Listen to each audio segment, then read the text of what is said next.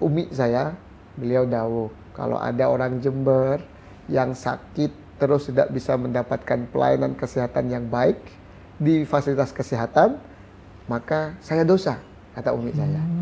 Seluruh warga Jember yang ber-KTP Jember, ber-KK Jember, dia bisa mendapatkan, mengakses pelayanan kesehatan gratis di seluruh rumah sakit di seluruh Indonesia. Pedagang Ulico itu 75% adalah emak-emak, data di kami. Di Jember ya, di Jember. 75% adalah emak-emak. Mereka berangkat sebelum subuh, pulang setelah duhur. Bayangkan mereka sebelum subuh sudah berangkat mereka. Mereka yang keliling-keliling ke desa-desa. Mereka penggerak ekonomi, rumah tangga, bahkan penggerak ekonomi sektor informal. Tapi selama ini belum mendapatkan perhatian.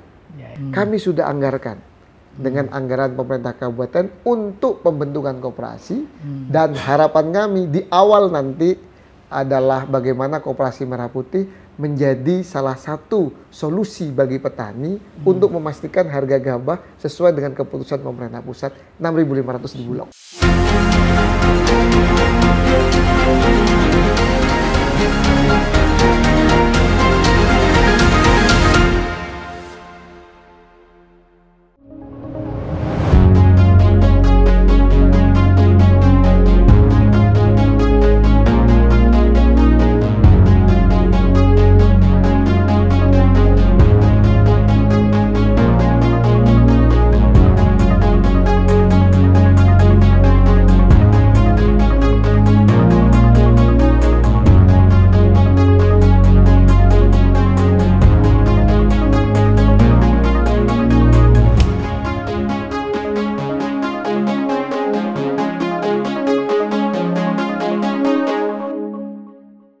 Assalamualaikum warahmatullahi wabarakatuh. Salam sehat dan salam sejahtera untuk kita semua.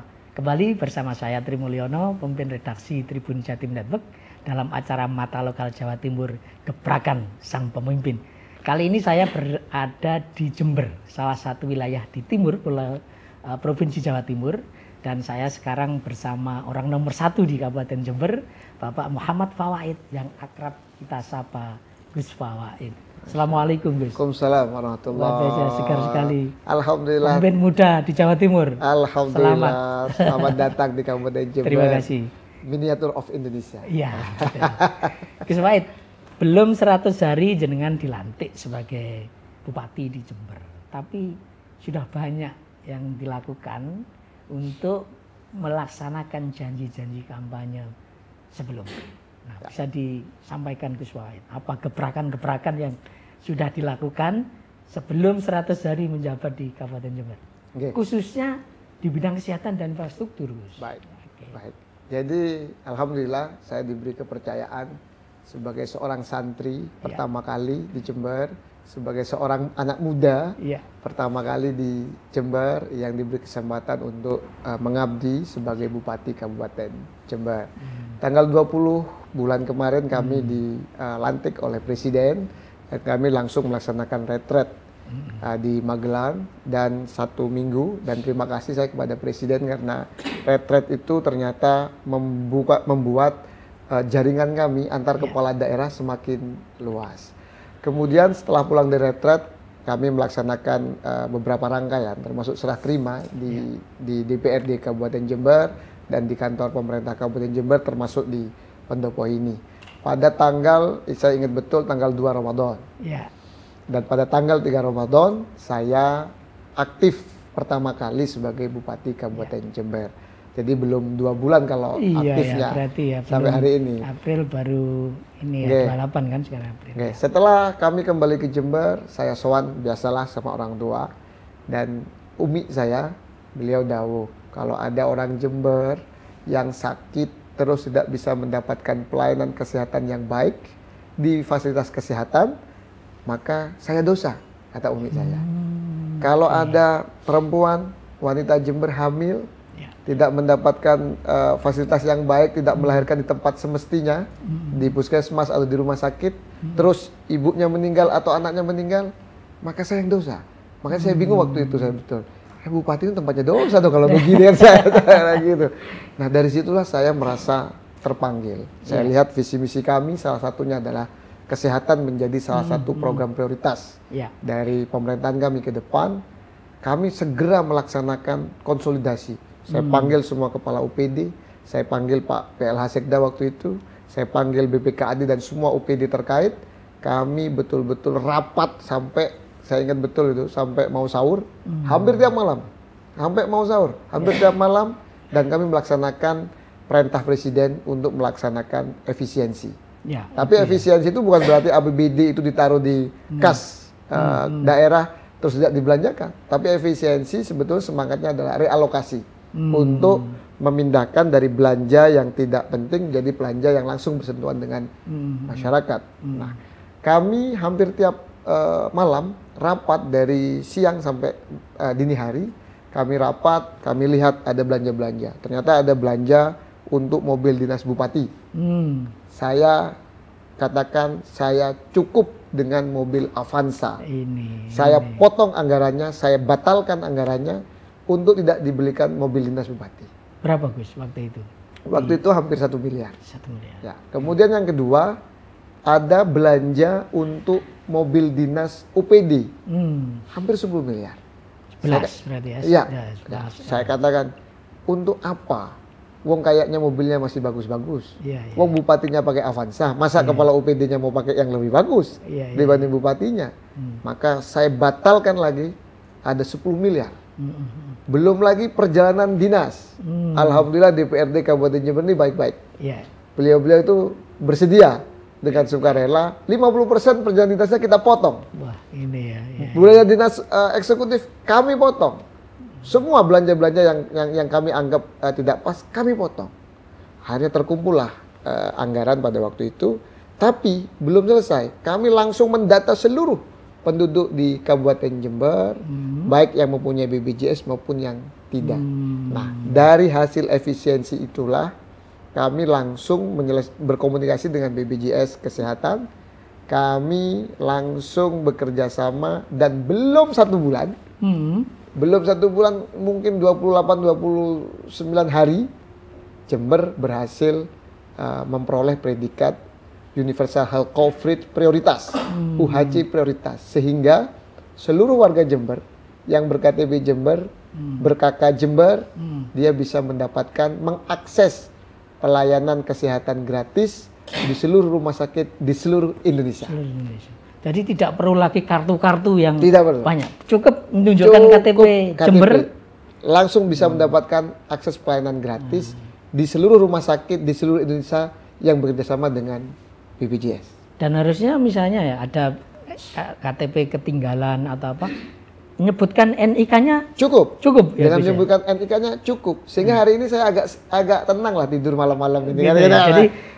Jadi ada orang tidak mampu, sakit tengah malam, dia bisa datang ke rumah sakit. Ada orang mau melahirkan, baik normal maupun sesar, dia bisa ditanggung biayanya gratis.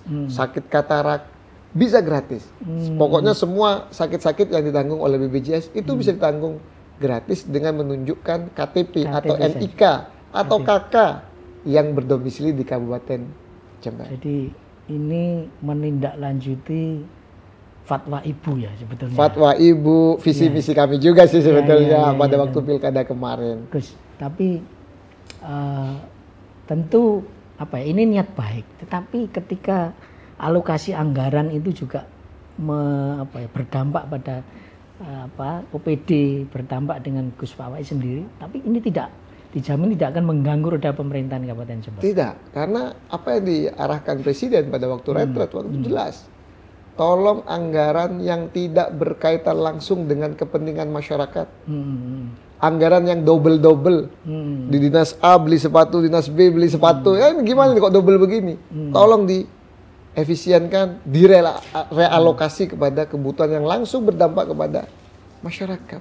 Maka tidak akan berdampak apa, malah justru kebutuhan dasar, pelayanan kebutuhan dasar masyarakat di Kabupaten Jember ini akan terlaksana, yaitu di bidang kesehatan. Artinya UHC ini tetap bekerja sama dengan BPJS Kesehatan. Nah, secara teknis klaim yang diajukan ketika ada masyarakat yang berobat gratis, secara teknis klaimnya ini yang nutup berarti pemerintah Kabupaten Jember. Ya, jadi pemerintah Kabupaten Jember membayarkan preminya. iurannya setiap bulan kepada BPJS. Sehingga nanti ketika sakit pihak rumah sakit tinggal klaim kepada BPJS. Karena kami sudah bayarkan iurannya setiap bulannya. Sehingga masyarakat sudah, terutama masyarakat tidak mampu ya, karena itu dimasukkan ibaratkan kalau hari ini ada kelas 3 lah ya, atau dasar lah ya. Sehingga mereka masyarakat tidak mampu merasa betul-betul terbantu hari ini. Dan ini juga sebetulnya semangat kami, selain kami ingin memenuhi kebutuhan dasar dari masyarakat Jember, stunting kita salah satu yang tertinggi. Angka kematian ibu kita tertinggi se-Jawa Timur. Angka kematian bayi kita, kami di Jember tertinggi se-Jawa Timur. Nah, dengan adanya UHC, kami juga berharap ini ada multiplier effect kepada hal-hal yang menjadi masalah selama ini di Kabupaten Jember, seperti stunting, angka kematian ibu, angka kematian bayi yang kami harapkan tidak sebesar hari ini. Dan yang bikin BPJS agak kagum sama kami, saya nggak katakan kagum lah, agak kagum saja, karena Jember ini jumlah penduduknya terbanyak ketiga di Jawa Timur. Dan dalam waktu tidak kurang, tidak lebih dari 1 bulan, kami bisa mendapatkan predikat UHC prioritas. Dahsyat ya. Kalau UHC di tempat lain mungkin perlu waktu agak panjang. Kami tidak sampai 1 bulan, kami buktikan kalau keseriusan sesuai dengan arahan Presiden, kami buktikan kami bisa melakukan gebrakan, terutama di bidang kesehatan, yaitu adalah pengobatan gratis. Gus, ini sudah jalan. Dan tantangan berikutnya itu adalah menjaga ini, biar sustain gitu ya. Ya biasanya pelaksanya itu kan di lapangan, Gus. Bagaimana Gus Fawaid mengontrol rumah sakit atau puskesmas untuk memastikan bahwa ketika ada masyarakat kadang nggak bawa KTP tadi, lupa atau NIK-nya lupa, apakah di sana ada semacam apa kayak UHC corner begitu atau bagaimana? Ya, baik. Jadi di dalam mengawal program ini tentu pasti ada kekurangan di awal-awal. Kami hampir tiap minggu rapat melalui rapat langsung maupun Zoom meeting. Bahkan di bulan Idul Fitri, hari raya kedua, kami rapat. Saya bilang kepada kepala UPD yang terkait, silahkan mudik. Sebelum ini jadi Gus Fawaid langsung mengawal ini, tidak mendelegasikan ke Kepala Dinas Kesehatan atau PD tadi, Gus Fawaid sendiri langsung saya mengawal. Sampai hari ini langsung saya. Bahkan hari kedua bulan Syawal, Lebaran ya, saya sampaikan, silahkan mudik tapi jangan mudik ke tempat yang tidak ada sinyal. Saya bilang gitu karena kita tetap on call. Kita Zoom meeting. Kami Zoom meeting di hari kedua. Jadi pas orang lagi kumpul-kumpul, tapi kepala UPD, kepala puskesmas, direktur rumah sakit berkenan untuk rapat bersama saya evaluasi langsung. Bagaimana? Saya katakan, yang pertama, jangan sampai ada penolakan pasien. Pasien datang, jangan ngomong administrasi, layani dulu. Yang kedua, baru administrasi. Administrasi ada UHC corner. Jadi di setiap rumah sakit, terutama rumah sakit pemerintah daerah di Jember, ada UHC corner. Jadi customer service-nya untuk betul. Sehingga masyarakat Jember nggak boleh sekali lagi masuk ke rumah sakit terus masih tanya administrasi, gitu ya? Nggak boleh. Bahkan kalau ada kesulitan, seandainya ada kendala di lapangan, kami siapkan saluran yang namanya Watul Gusi. Jadi nomor WA kami yang itu 24 jam ada tim kami. Ketika ada keluhan dari masyarakat, ada kendala, tinggal dikirim ke 0811 satunya 5 kali 08. Itu kami akan langsung pantau langsung karena masuk ke tablet saya. Setelah masuk tablet saya, habis itu kami disposisi ke UPD terkait termasuk urusan kesehatan. Jadi Wadul Gusi itu ya. Wadul Gusi. Itu juga akan kami pantau 24 jam. Bahkan kami bisa mantau nih. Nanti saya tunjukkan Wadul Gusi itu ketika masuk ke kami langsung disposisi. Sudah diselesaikan atau tidak. Itu masih ada di laptop saya, di tab saya. Sehingga saya bisa pantau kinerja masing-masing kepala UPD. Ini belum selesai, ini sudah selesai. Termasuk di bidang kesehatan. Begitu. Ini nggak bisa tidur ini kepala UPD. Tapi ya bupatinya nggak tidur, masa UPD-nya tidur lagi ya. Gus, ini saya dengar tidak cukup sampai di sini. Berikutnya katanya Gus Fawaid juga akan punya program namanya Melinjo Cinta. Apakah itu? Ya. Menarik sekali ini istilah-istilah itu pakai Wadul Gusi gitu ya. Jadi kami ini kan sesuai dengan apa yang diarahkan Presiden Pak Prabowo bahwa kepentingan masyarakat yang utama. Kita mulai dari kebutuhan dasar, kepentingan dasar dari masyarakat yaitu adalah alhamdulillah sudah jalan kesehatan selesai. Yang kedua perutnya. Habis orang sehat, perutnya harus terisi. Nah, kita tahu bahwa Presiden Trump hari ini melakukan perang tarif yang tentu itu akan berdampak kepada perekonomian semua negara. Nah, yang bisa dilakukan oleh pemerintah daerah apa? Adalah memaksimalkan pasar domestiknya, terutama di sektor informal. Siapa mereka yang butuh? Salah satunya yang belum pernah tersentuh dan kita belum pernah dengar secara nasional dimanapun aja adalah perhatian kepada para pedagang wulico. Siapa pedagang wulico? Banyak kan mak-mak. Pedagang wulico itu 75% adalah mak-mak data di kami. Di Jember ya, di Jember. 75% adalah mak-mak. Mereka berangkat sebelum subuh, pulang setelah duhur. Bayangkan mereka sebelum subuh sudah berangkat mereka. Mereka yang keliling-keliling ke desa-desa. Mereka penggerak ekonomi, rumah tangga, bahkan penggerak ekonomi sektor informal. Tapi selama ini belum mendapatkan perhatian. Maka ke depan, ini sebetulnya usulannya Ketua TPPKK ya, istri saya. Ini kolaborasi yang pas. Iya, kolaborasi yang pas. Karena sama-sama basicnya, sama-sama ekonomi ya, sama-sama lulusan Gajah Mada kami S2-nya. Sehingga Wulico Cinta ini ke depan kami akan punya program untuk memperhatikan bagaimana gerobaknya layak atau tidak, enak dipandang atau tidak, alat-alatnya, kami akan bantu alat yang membantu timbangan dan lain sebagainya. Kalau perlu packagingnya, kita akan juga perhatikan supaya walaupun Wulico Cinta keliling tapi packagingnya bagus. Bahkan sampai ke depan kami ingin sambungkan mereka dengan akses permodalan. Yang terpenting saya kira ya. Dan akses ini permodalan segera jalan setelah kesehatan ini sudah beres nih. Sedang verifikasi hari ini. Sudah verifikasi. Bahkan kami juga pikirkan ketika mereka sakit harus tercover BPJS Kesehatan. Ketika naudzubillah mereka terjadi apa-apa di jalan karena pakai motor, pakai sepeda, sehingga mereka nggak bisa kerja, kita gandeng BPJS Ketenagakerjaan. Sehingga mereka bisa, naudzubillah seandainya sakit, seandainya kecelakaan, mereka tetap bisa mendapatkan pendapatan dari BPJS Ketenagakerjaan. Mak-mak ini harus dibela ini. Mak-mak. Baik, Gus, ini luar biasa dan program-program ini tentu menyita banyak anggaran. Satu sisi tugas berat Kabupaten Jember ini juga soal infrastruktur ya.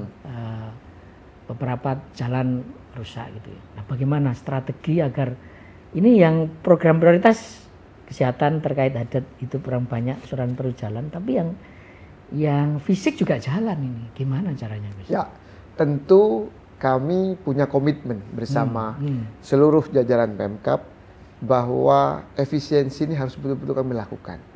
Jadi acara-acara seremonial kami kurangi. Lagi-lagi harus tirakat dulu. Harus tirakat. Kemudian juga belanja-belanja kendaraan dan lain sebagainya harus kami kurangi. Karena kami sadar betul APBD kita berkurang dengan adanya efisiensi ini.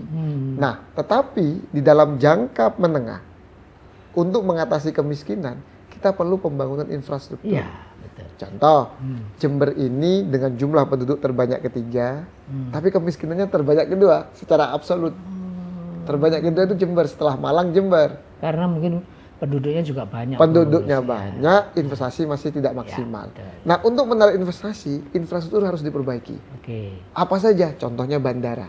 Ini. Kami bandara ini lebih dulu dibanding Banyuwangi keberadaannya, pembangunannya. Tapi justru hari ini bandara Jember tidak beroperasional, tidak jalan. Kami hitung kebutuhannya berapa ini bangun bandara, ratusan miliar. Nggak punya uang kami. Terus bagaimana? Akhirnya kami kan punya pemerintah pusat, bapak kami nih. Akhirnya difasilitasi oleh beliau-beliau, kami bisa bertemu dengan beberapa BUMN, yaitu adalah PTPN, dengan juga Angkasa Pura. Kami meminta beliau-beliau memfasilitasi supaya Bandara Jember bisa hidup. Insya Allah maksimal 2026 sudah ada penerbangan dari Jember Bali, Bali Jember. Mudah-mudahan ini bisa membantu membuka Jember dari dunia luar. Dan ini diupayakan untuk tidak mengambil dana dari APBD. Insya Allah semaksimal mungkin. Syukur-syukur aja nih, misalnya Jember kan banyak sekali aktiviti ya, Jember Festival, JFC itu. Syukur-syukur misalnya ini tapi nggak nutut ya kalau tahun ini ya Gus ya. Kami berupaya secepat mungkin. Namun tentu normalnya sih sampai tahun 2026. Mudah-mudahan ada keajaiban.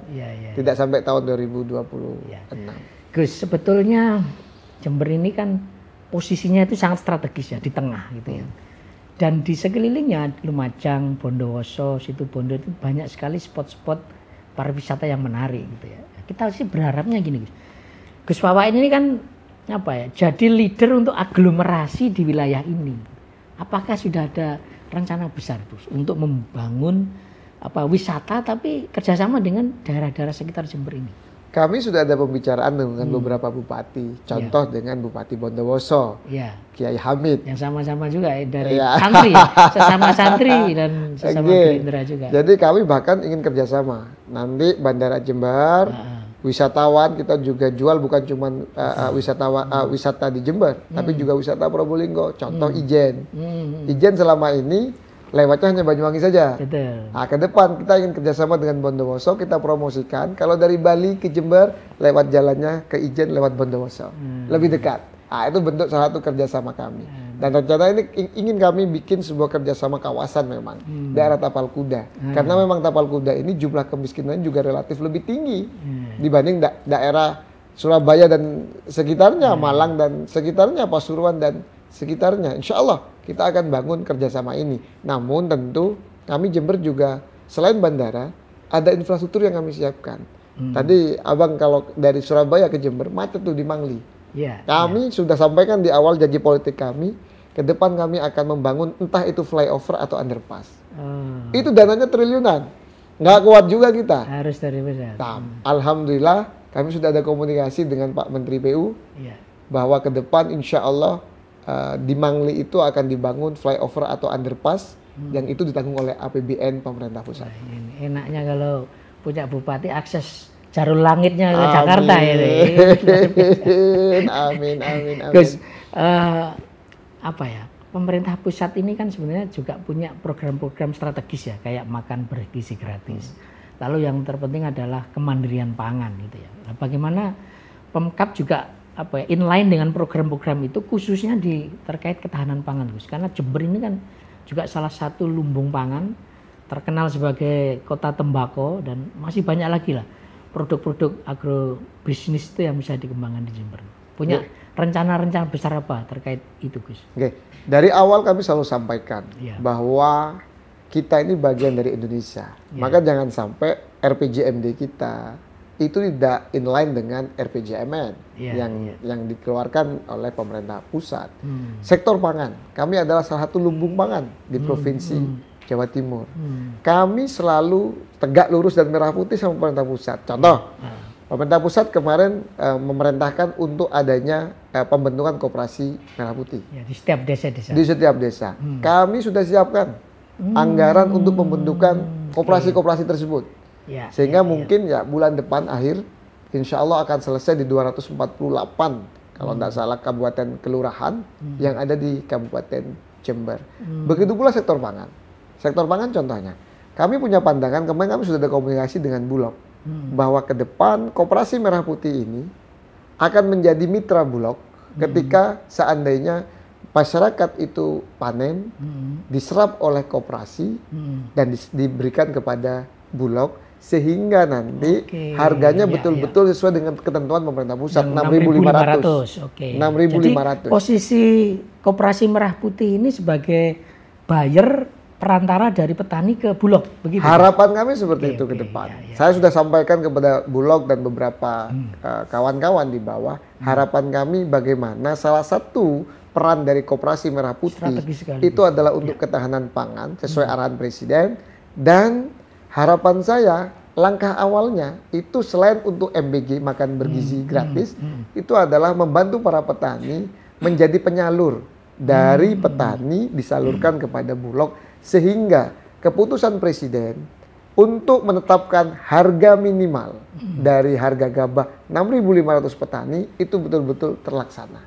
Kalau seandainya saya dengar ada beberapa masalah di petani bahwa tidak harga 6.500, ya kadang-kadang masalah distribusi aja. Sebenarnya harga 6.000 aja sudah untung kok petani Gus. 6.000 untung. Tapi bagi saya sebagai Bupati Jember, pemerintah pusat menetapkan 6.500. Kita harus kawal itu. Maka salah satu caranya adalah lewat koperasi merah putih. Kami sudah anggarkan dengan anggaran pemerintah kabupaten untuk pembentukan koperasi, dan harapan kami di awal nanti adalah bagaimana Koperasi Merah Putih menjadi salah satu solusi bagi petani untuk memastikan harga gabah sesuai dengan keputusan pemerintah pusat 6.500 di Bulog. Dan ketahanan pangan terjamin gitu. Ketahanan pangan terbantu akan juga. terjamin. Ya. Baik, Gus, tadi banyak hal program-program yang menurut saya sangat strategis ya. Tapi juga ada program-program terkait program sosial, Gus. Bagaimana bantuan terhadap pondok pesantren, anak yatim piatu. Apakah itu juga menjadi salah satu program strategis pemerintahan Kabupaten Jember saat ini di 100 hari pertama ini? Baik, kami punya strategi sebetulnya dengan masalah kemiskinan di Jember. Kemiskinan di Jember ada strategi, bahasa kami adalah jangka pendek, jangka menengah, dan jangka panjang. Untuk mengatasi kemiskinan jangka pendek, langsung kita BLT, Wulijo Cinta, dan lain sebagainya. In the medium term, dalam jangka menengah, pembangunan infrastruktur, bandara, flyover atau underpass, perbaikan jalan. Tapi in the long term, dalam jangka panjang, tidak ada jalan lain kecuali lewat jalur pendidikan. Dan IPM Jember masih menjadi masalah. Dan ini disampaikan oleh itu masalah dan di bawah 80 ya? Di bawah 80. Itu menjadi masalah yang disampaikan oleh Gubernur kita, Ibu Khofifah, bahwa Jember salah satunya adalah terkait masalah IPM. Nah, tapi IPM itu kan salah satu tolok ukurnya itu nanti adalah bagaimana akses masyarakat terhadap kesehatan. Dan kesehatan sudah selesai sudah ya. Solusi. Ini tinggal soal berikutnya. Betul. Kesehatan kita sudah selesai. Nah, tinggal bagaimana mereka terkait masalah pendidikan. Ya, betul. Kami juga akan melaksanakan rehab di beberapa sekolah-sekolah dasar yang kondisinya rusak berat dan rusak ringan. Kami dapat warisan sekolah yang banyak rusak sekali hari ini. Banyak sekali. Karena kan berdirinya itu zaman Impres Pak Soeharto dulu ya. Betul. Sekian tahun. Betul. Maka kami ke depan juga pasti akan ngeluh kepada pemerintah pusat untuk minta bantuan. Tidak cukup hanya dengan APBD. Kemudian kami juga ada rencana pemberian beasiswa untuk putra-putri Jember untuk bisa kuliah gratis di Kabupaten Jember maupun di seluruh Indonesia. Kami kasih beasiswa, bantuan untuk membayar UKT-nya, dan sebagian bagi yang tidak mampu, kita juga support untuk living cost-nya, untuk biaya hidupnya, walaupun per bulan 500.000. Wah, ini enak bener ini kalau terlaksana. Gus Fawait ini jadi malaikat bagi Bahkan lucunya, ini lucu kejadian, baik di medsos maupun di dunia nyata. Ada beberapa orang dari kabupaten, bukan Kabupaten Jember, malah pengen punya akses KTP Jember. Gus, tadi sudah banyak hal ya, gebrakan-gebrakan yang sedang dan akan terus dilaksanakan. Kira-kira dari 2 bulan ini sebetulnya masalah penting apa sih Gus yang masih menjadi tantangan di Kabupaten Jember ini sebetulnya? Jadi tadi saya sampaikan ya, sebetulnya masalah yang paling utama tentu kesehatan. Itu dia. Kesehatan sudah ada Alhamdulillah solusinya. sudah ada solusi. Kemudian yang tidak kalah penting adalah jumlah sekolah yang rusak kita banyak. Betul, pendidikan. Bukan cuma itu, jumlah pasar tradisional yang rusak juga banyak di Jember. Bukan cuma itu, jumlah jalan yang rusak juga banyak nih warisan di kita. Tapi kita nggak boleh menyalahkan pemerintah sebelumnya, tidak elok. Maka saya juga akan bagaimana mengatur bersama Pak Sekda, Wakil Bupati, dan Kepala UPD yang lainnya, bagaimana kiranya kita menganggarkan APBD ini seefektif mungkin. Makanya saya kepada para Kepala UPD, saya bilang, hilangkan ego sektoral. Jangan terus dinas koperasi dan UMKM jalan ke barat. Dinas pariwisata jalan ke timur, dinas pendidikan jalan ke selatan. Padahal ini sebetulnya ada saling keterkaitan. Bahkan saya mau bikin event yang menggabungkan 4 UPD sekaligus, pendidikan, olahraga, koperasi dan UMKM, dan pariwisata. Bikin event yang olahraga yang bisa mendatangkan banyak masyarakat dari luar daerah. Di luar yang menjual adalah UMKM, dan juga yang hadir salah satunya adalah anak-anak sekolah. Tentu itu juga di bawah dinas pariwisata. Kalau ini bisa tidak hilang bisa hilang ego sektoralnya, UPD ini bisa bekerja sama dengan baik. APBD yang kecil itu akan menjadi sebuah APBD yang efektif. Karena kita tahu government expenditure atau APBD ini adalah salah satu instrumen penting untuk meningkatkan pertumbuhan ekonomi. Pertumbuhan ekonomi ujungnya adalah pengentasan kemiskinan. Baik, Gus. Gus Fawait ini kita tahu dari Gerindra sebagai partai pengusung Bapak Presiden Prabowo Subianto. Pernahkah ada pesan khusus dari Pak Prabowo kepada Gus Fawait begitu terpilih menjadi gubernur, Bupati Kabupaten Jember? Amin. Itu apa pesan khususnya, Gus? Saya pikir Pak Prabowo selalu menyampaikan bahwa selalu hadir di tengah-tengah masyarakat, Gitu ya? menjadi solusi ketika masyarakat punya masalah dan perhatikan perasaan masyarakat. Makanya saya memutuskan untuk memakai mobil dinas Avanza. Mungkin mobil pribadi saya lebih bagus, tetapi saya tetap memakai Avanza. Bukan apa?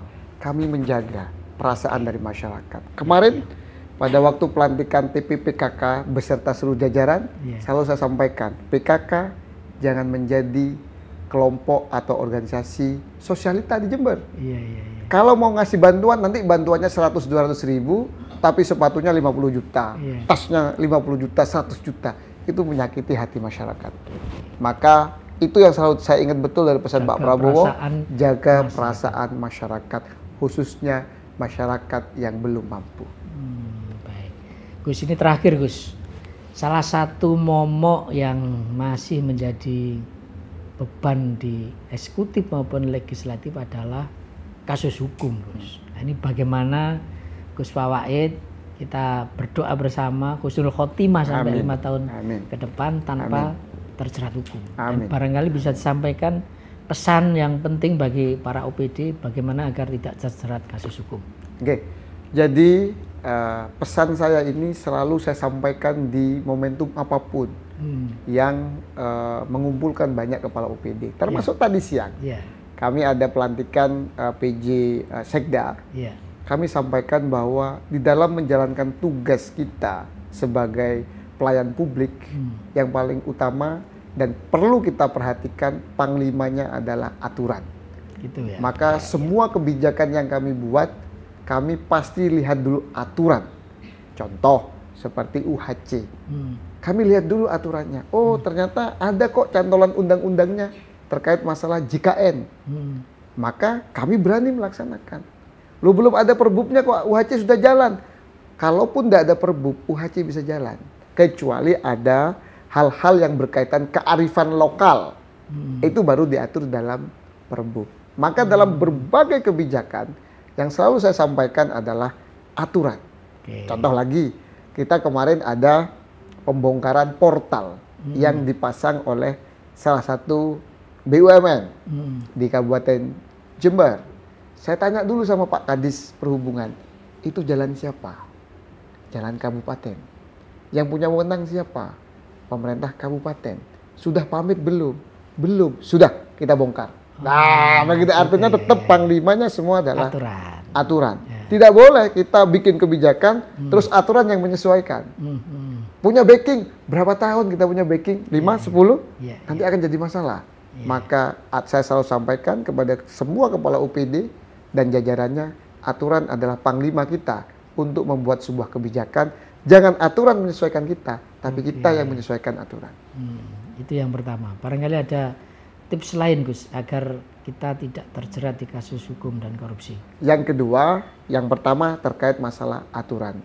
Yang kedua, semua kebijakan kita harus punya dasar.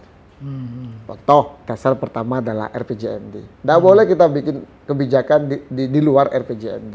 Akan ada risiko. Yang kedua, yang selain RPJMD adalah data dan kajian. Contoh, saya tadi baru memimpin rapat dengan Dinas Sosial, saya katakan, perbaiki dulu data. Jadi contoh, untuk kita mau 2026 bikin kebijakan terkait kemiskinan, data kemiskinannya mana? Jadi bekerja juga by data ya. Aturan, ada dasarnya, data. Dan yang terakhir, supaya kita bekerja ada tolak ukurnya adalah kajian. Kami menggandeng kampus, kami menggandeng BI, kami menggandeng BPS untuk bikin kajian. Contoh, bagaimana sih untuk menurunkan kemiskinan? angkanya sudah ada, dasarnya sudah ada, aturannya sudah memperbolehkan.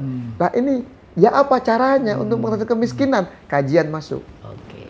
Ya. Contoh juga seandainya kita mau bikin kebijakan kita memberikan bantuan benih, maka kita bikin kajian dulu. Benih apa yang cocok nih untuk tanah Jember? Itu bagian dari akhir supaya kita insya Allah tidak terjerat masalah hukum. Kalau itu masih belum cukup, masih ada wadul guse. Jadi yang melanggar itu bisa langsung ya menyampaikan bahwa ini melanggar aturan, ini tidak sesuai data, ini melanggar kajian lewat kanal wadul guse. Wadul guse. Jadi wadul guse ini adalah sebuah instrumen supaya masyarakat dengan bupatinya tidak ada jarak yang begitu jauh. Apapun boleh disampaikan. Termasuk melaporkan dugaan penyimpangan, terus pelayanan publik yang tidak baik.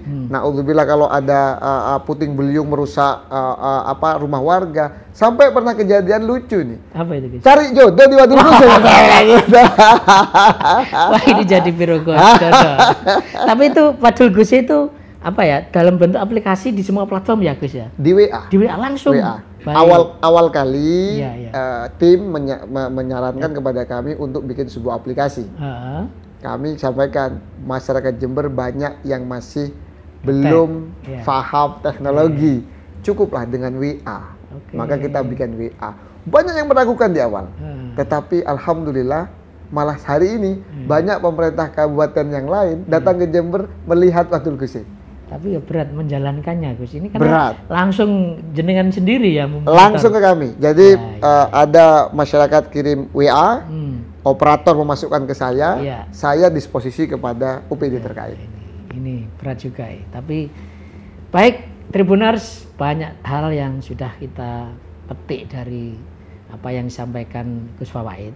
Kita berharap apapun yang sudah dicita-citakan Gus Fawaid untuk mewujudkan Jember baru dan Jember yang lebih sejahtera dan lebih maju akan segera terwujud di Kabupaten Jember. Saya Tri Mulyono mohon diri, sampai ketemu dengan tokoh-tokoh selanjutnya. Assalamualaikum warahmatullahi wabarakatuh. Salam sehat dan salam sejahtera untuk kita semua.